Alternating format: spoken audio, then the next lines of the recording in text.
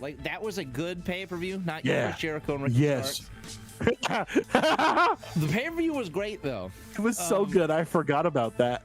Like, we had, I don't remember which pay-per-view it was. We had one that was kind of not great, and then, which then we had one? I don't remember. There was one that we had that was like not great, and then the one after that not great one was okay. This one was fucking good. I feel like this pay-per-view was as good as the ones that I saw when I first started watching, you know, a couple years ago or whenever it was. The Ricky Starks Chris Jericho match didn't happen. We'll just ignore that. We're gonna say that we went straight from the Briscoe match directly into. Who was the second one? The Christian Jungle Boy match, which was that was fine. a really good match for what it was. That was fine. I was down with that. I'm still salty about him not getting buried alive, but that fucking drop. It dropped when they at like 150 miles per hour. That thing accelerated. Dude, that thing accelerated directly under the stage like a fucking F1 car. That thing took the fuck off. Okay? It's fine. First match of the night was like a 1.5, 2 stars. Second match, Christian Cage, Jungle Boy. I think it was a pretty solid match. It wasn't what I was expecting it to be, but I was invested. It was all right. I'd give it like 3.5. And then we had what was after that? Was that the trios match? Yes. The trios match was really good. Loved that. I love that, like, the House of Black and the Elite are so fucking different. They did so well. That match was really good. Very good. It was pretty lengthy. Like, they had like some awesome moments. Fucking Kenny Omega need the fucking shit out of Julia Hart. She might be dead. She might be dead, and he looked like he was okay. He looked like he was fine with it because she took the knee, flew up against the fucking guardrail, and he just looked at her and did the hand wave thing. So he's like, she's fine. There was at least 30 super kicks in that match, though. So I'll give it a 4.5 because of that. I think you can only. I'll give you that only because you said at least 30 super kicks. I think we're lowballing it. That's a lowball, and you know it. I think that was the most super kicks I've ever seen in a match. The women's match was after that. Was good. We got an Ruby. All right match. My biggest gripe about the women's match was that the only reason Saraya was in it was literally for the end match angle. I felt she was just ring furniture the majority of the match. I think that what you're seeing is they're trying not to expose her as she gets back into it. Yeah.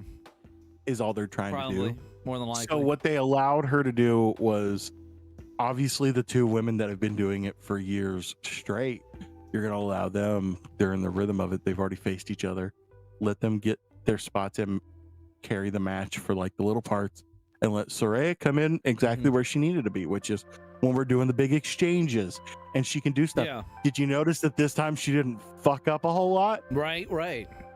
Because they realized this was definitely maybe we're much better match to watch this was her in than the first match was. Listen, I'm not saying Saraya's. I want people to understand. I'm not saying Saraya's bad. I'm not saying that she's not good enough to be in the match or be there. There was a reason for that booking, regardless. Yeah. But the way that it was booked, or it was planned out in the actual match, the agent went and figured out what they were doing with them. It made everybody look really good because Jamie and Ruby are fantastic and they can carry a match. And that's another thing with Saraya came in and did her spots when she needed to and when it was important, and it set everything up. So I think it was and Saraya's not the one that needs to be highlighted. I think the one that needed to be highlighted was Ruby Soho, because she comes in and then she does a little bit, and then she's like not really doing much, and then she gets injured, or she has she had a broken nose, and then comes back, and like I feel like she did great in that match. And then we had the whole heel turn at the end, which was also fucking great. I am down for the three of them running some kind of freaking heel group. I am 100% down. This gives me like a lot of vibes for a lot of things. I don't know what I didn't really pay attention to Toni Storm in WWE, which is unfortunate because she's very good. Yeah. She's very good looking. So I should have been paying attention because I'm that guy. But anyways, she like I don't know what she did there, but I know that as far as Saraya goes, the last thing Saraya was doing was head of a heel group. It was her and Mandy Rose. Yeah. And what's her name that just got arrested for the gun in New York? Oh, Sonya Deville. Sonya Deville. Yeah, it was those. That's who brought or who was with Sonya and Mandy when they went to the main roster was Saraya. They stuck them with her, and it was fun. It was cool. She's fun in a heel group. She's fun as a heel. Saraya's a great heel. I know that we're looking at these two people, Saraya and Ruby, as like their comeback stories of some sort. Like Ruby got royally screwed by WWE, Right. because she was a big draw. Yeah. Everybody liked Ruby, and they got rid of her, and everybody wanted to see her back, and she came back, and it was fucking awesome. And it still is. Yeah. No, she's freaking great. And Saraya coming back is huge because that's somebody else with a devastating injury, especially the neck injury that both Edge and Stone Cold have had that have come back recently. We get another one of those with Saraya, and it's cool for a second. And it's like, yay, Saraya's here. But Saraya was fun as a bitch. So let's turn her back into that. And you turn both of these characters, these wrestlers, back into what they were good at. Yeah. Ruby Soho can be bitchy punk girl, and then you stick her with she the fits heavy in with metal the vibe kicks. of them too as well. I didn't even put that together in my brain. It's like you have the flannel and chick, like black leather, and then the punk. Yeah, shit, you and have and they're like little graffitiing punk, shit. You have little punk girl. You have the girl whose boyfriend is the singer of Watch the world metal, which is fucking wild right now that's even a thing that exists. Now, why the fuck? Well, I guess to be fair, I that song think wasn't that, out yet, but you know that what? song should have been her. You know what? Song. Hang on, time out. That song should be the factions, all of them together. Dude, way better at this, and now they have all the same aesthetic. You have all the same look, the same play, and now it's also not only they have the same aesthetic and the same kind of vibes to them, they're also from the same place. It's like the NWO without being the NWO. We all know that that's what they're doing. We get it. It's fine. It's just do it kind of fun. Yeah. Maybe the next person they'll get to join is Athena. Yeah, that would be great. Because she also fits the aesthetic. Well, then, shit, where are we at? Women's match? What was after the women's match? Women's match the tag? after that was... Or no, it was the TNT No, title Wardlow. match. It was Wardlow and Joe, and Wardlow and Joe did Wardlow and Joe things. It was fun. And it was a match. It was a match. It wasn't bad. It wasn't like outstanding. I'm glad I that we wouldn't got the say belt back go on look for it. Wardlow. Right. But if you see it, you can watch it. I'm glad. If you're gonna watch this, watch that too. Yeah, I'm glad he's got the belt back. Then Samoa Joe can go do Ring of Honor stuff, and the TNT title can stay here. This is what pisses me off, right? I'm so happy about Ring of Honor. This every fucking time. Every fucking time. I'm like, okay, well, now that this is done, the TNT title is on who it needs to be on, and then we can kind of get things back on track, and then we'll be all good with the TNT title. I think this is probably the third or fourth time that I have said that. So I'm not even going to go there this time, because I don't have much faith that they're going to go the right path with TNT title. They seem too busy swapping it out every 2 goddamn weeks. Well, I don't know if they're going to swap it or not, but the next person is Hobbs. And he's got the fucking he does Sonic not ring. need he doesn't need to be the guy that fights Wardlow and then loses. He needs to be the guy that wins. But the title has changed hands like 5 times in the past like several months, it feels like. So it's annoying, but I do want to see Hobbs get the belt. So maybe we could have that be the point. It's like Wardlow has it for now. We build this up for a bit, give it to him for a couple months, and then have Hobbs beat Wardlow, and then have Hobbs keep it for a time that's longer than a couple months. So why? Because I want somebody to have it longer than a few weeks. You almost talk like you're talking sense or something. I know, right? Maybe I should stop that. I didn't see any of the Samoa Joe match. It was fine. Like it was like a 3. Like it was a. It was Samoa Joe and Wardlow. Right. That's really all it was need exactly to know. probably what you would expect from the two, and it felt like a good like normal TV match. Like if I would have seen that on Dynamite, I'd been like, all right, cool. As far as like a pay-per-view match, you know, it was whatever. It was nothing really noteworthy, but it was all right. I give it a 3. Then we had the tag team titles match. I don't even know what to say about that match. Like I hated that when the whole goddamn program's a fucking abomination. How about that? I hated when they announced this idea for the match, and then as time went on, I hated it even more. And then we had the first match determine the first extra set of people.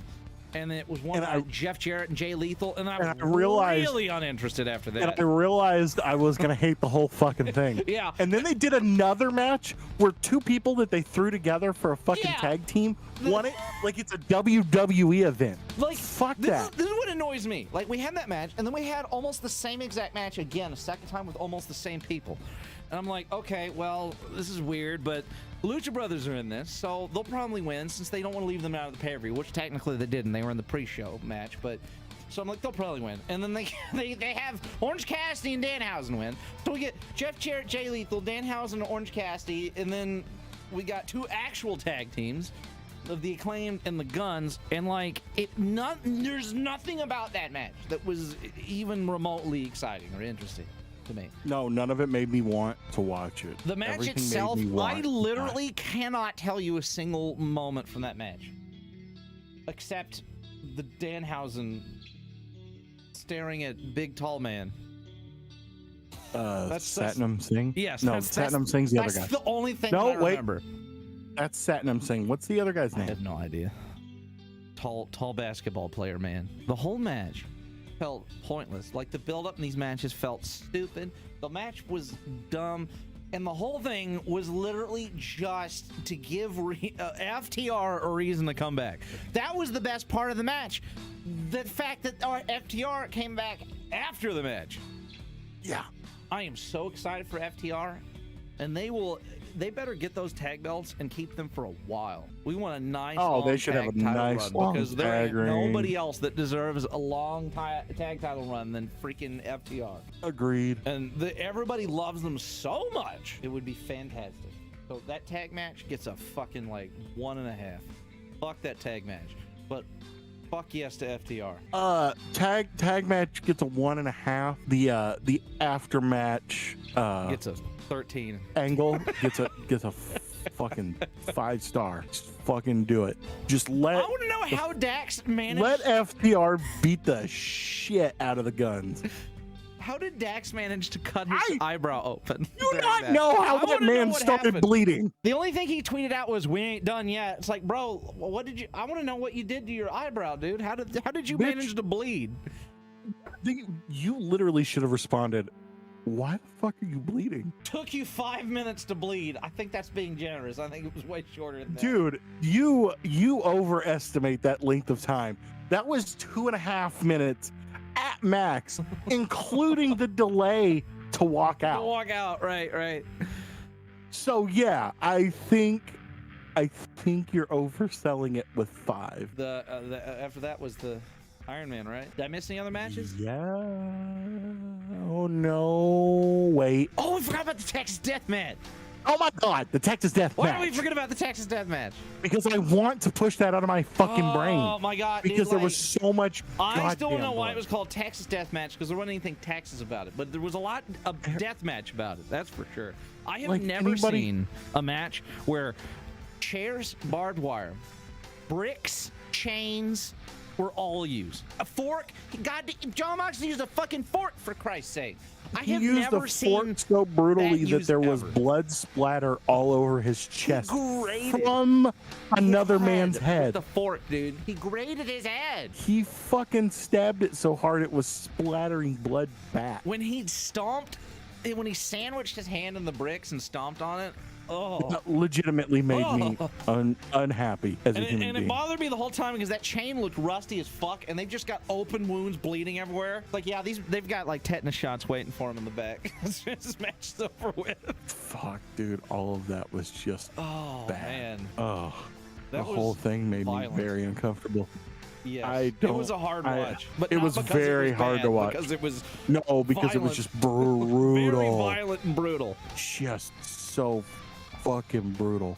I'd still give it a 5 stars though. That no, was it's a amazing. 5, dude. It was so It was fucking good. it was so gruesome, but I couldn't look away at all. Like at first it was like, oh look, Moxley's bleeding again just because he can. Yeah. And then, obviously fucking Hangman's gonna bleed a little bit.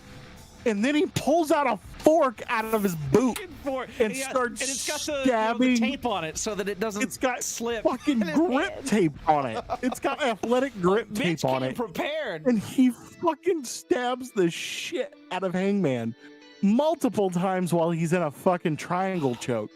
And he just gets up and there's just blood splatter like it's the fucking scene from Dexter. Yes. Like, God, there's such a good match. And the finish was perfection. With him, Hangman literally hung Jon Moxley from the chain. That was really good. I've never seen somebody tap because they were being literally hanged in the ring. Well, I mean, to be fair, Brody King technically did that to When he fell what's his into the name a couple coffin? times. No, I said Brody King. Yeah, that was He did. Brody King. No, wasn't yeah, but he also held what's his name? Darby Allin. He did that to him like twice, like where he does the spot where he puts him in the sleeper hold and dangles their feet. it? Oh yeah. Like he did to Matt. Yeah. Poor Matt got the shit kicked out of him by fucking Brody Who's the- King all match. Oh, I know. It was Chris Masters. You remember Chris Masters, the Master Lock? No. Well, it's like no. it's Bobby Lash's Hurt Lock, but like Chris Masters, when he would do it, he like yanked them side to side, and literally he would hold that, and their legs would go limp, and he would just fucking flail them around. It was violent. You say that you remember Chris Masters. I'm like, no, bro. That's funny though. But yeah, that match was incredible. And then it's an Iron Man match. I think we talked Yeah, about no, all of them because besides that one now. The Hangman match was earlier because Yeah. they changed out the ring apron and shit, and then it got bloody again because Yeah. holy shit. But whatever. But You know, it was a good dude. The fucking Iron Man. that match. Iron Man match, I seriously, like, dead ass. Like, if that is not the best match I have ever seen, it is damn fucking close. I was not aware you could dusty finish an Iron Man match. That's new to me and really fucking cool. The storytelling in that match, and then that moment that we had like right towards the beginning where he got the low blow like DQ loss just so that he could get 2 quick fucking pins. Like, that's such an MJF thing to do, and I like never would have thought of that in my entire life. Like, to do Oh, that something was like that. you It were was like he got a amazing. low blow and they didn't count it, and it's just because he was pinning It was twice. It was like so and it's quick. like, oh, okay. Oh my god! And then Yeah. all of the rolly bits, they're rolling around in the ring and all the back and forth. There was so many of those. The fucking went elbow on for drops from the so top into the table. Fucking long, dude. That table was literally into just little particles by the time they got done with that timekeeper's table. He fucking elbow dropped him from the top rope onto the timekeeper's table, Yes. and then took him and fucking tombstone pile drive him. Yes. And then like all the attempts to get those like the weapons like towards the end that all failed. Like, he tried with the title, he tried with the ring, and like nothing worked. And then the referee took his ring, and they ended up getting that oxygen tank. Like, it's just so good. And then that fucking the most amazing thing that I think I've ever seen is that motherfucking pile driver from the top rope. I never in my life, I do not think I have seen somebody do a pile driver off the top rope like that. There is no reality where that did not hurt like a bitch. Knees are just shattered, just gone. Oh my god, that was incredible. Dude, it was so fucking good. And like, yeah, like the way they wrapped it up, and had had to do the sudden death round, and then I love that, like, the oxygen tank thing, because like I thought, I'm like, well, that's kind of weird, but makes sense, right? Like, they had that long match. Yeah. It makes sense why they would bring that out, but just like They do that shit in like stuff like you see. But Like, it at the end all of, it all played out to the ending of the match. They left him there at ringside. Then he was able to bop him right in the head with it. With a not at all obviously plastic version of the fucking bottle, because it instead of going clank, it went snap. The two freaking moments where the first one, when the timer ended and MJF held that the whole time, and as soon as that hit 0, then he taps. Just a fucking, oh my god. And then he does it again. The better one is when he's holding onto the ropes and taps at the same time after he got the rope break. Like, that way he can get back underneath. Thing to do, but it was so good. It was so that he could roll out, get under the ring, get the fucking oxygen tank, smack him in the head and hide it. He thought he won. Oh, dude, that was so fucking Everything good. about that was so perfectly planned and done. Just goddamn, like, perfection. So fucking good. That was the closest thing to perfection I have ever seen in a match. Like, it was amazing. Amazing. I don't know what I was expecting for that match, but it wasn't that. And this has exceeded any kind of expectation. That match was an easy 7 out of 5 stars, 100%. Oh, for sure. Easy 7 out of 5, maybe 8 out of 5. It was fucking great. How does the scale work now anymore? Doesn't matter. Fucking Meltzer screwed it up a long time ago.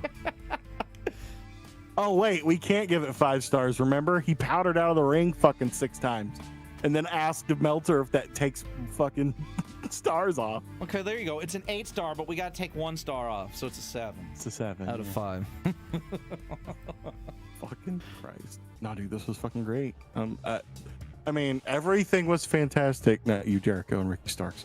Yes. Everything was great, though. Most of it was fine. I mean, as bad as the tag match was, at least it wasn't. It was remedied by FTR returning.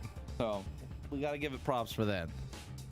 Again, everything was just exactly as it should be. Not you, Ricky Starks and Chris Jericho. Yes. Everything was fantastic. I like that gimmick now. That's funny.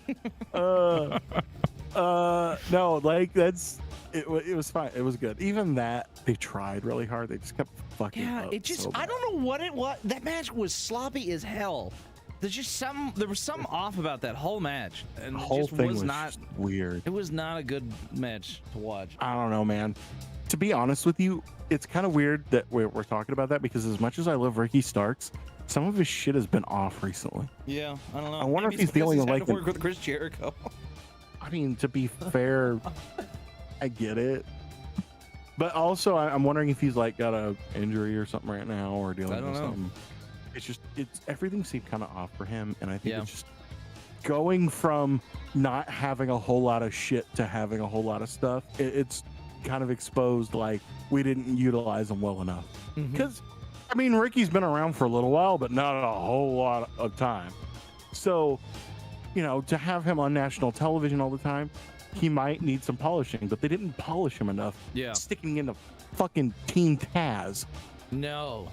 The Team Taz was the Team Taz was the most annoying fucking gimmick on the whole show. I did not like Team Taz. I'm glad that we've moved Actually, past that. I don't know about the most annoying gimmick now that I say that, but it was one of the ones that I'm like, oh, look, I can go take a piss. Right. I'm gonna go get food. Team Taz is on. For real. But we're gonna wrap this up for the night. So if you've not liked the stream, you should definitely do so. If you've not subscribed, you should totally do that as well. We'll have we won't have a podcast this week as we did this weekend. So the next podcast will be like a week from tomorrow, probably. So that'll be a thing. And be sure to follow the podcast on Spotify as well. All that information is in the description below. Anyways, we're outie. Peace out. Take it easy. Have a good one. And we'll see you guys next time. Peace.